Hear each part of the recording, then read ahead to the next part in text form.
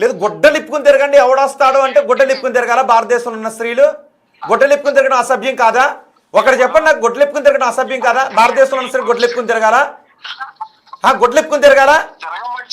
మీ ఇంట్లో అమ్మాయిలు గుడ్డలిప్పుకుని తిరగండి అంటే మీరు సపోర్ట్ చేస్తారని నాకు ఒక మాట చెప్పండి. భారతదేశంలో ఉన్న స్త్రీలు గుడ్డలిప్పుకుని తిరగారా? మీరు స్వేచ్ఛ అనేది ఒకటి ఉంది. నో, స్వేచ్ఛ అనేది ఒకటి ఉంది. అమ్మాయిలు స్వేచ్ఛగా ఉండండి అని చెప్పినారు. గుడ్డలిప్పుకుని తిరగడం ఏంటండి?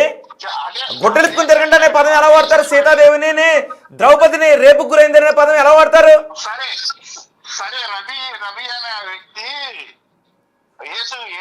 ఏసు మొండ ఏసు గుడ్డ అని చెప్పేసి ఒక మాట అన్నాడు. దాని గురించి ఓకే, మీరు దాని గురించి రైజ్ చేయండి, దాని గురించి వేరే టాపిక్ లో మాట్లాడదాం. కానీ ఇప్పుడు మాట్లాడుతున్నటువంటి అంశం నా దేశ స్త్రీని స్వేచ్ఛగా ఉండు అని చెప్పడం వేరు, నా దేశ స్త్రీని, నా దేశ ఆడపడుచుని గుడ్డలిప్పుకుని తిరగండి అని అంటూ వేరు. I object that word. గుడ్డలిప్పుకుని తిరగండి అని చెప్పే స్వేచ్ఛ మీకు లేదు.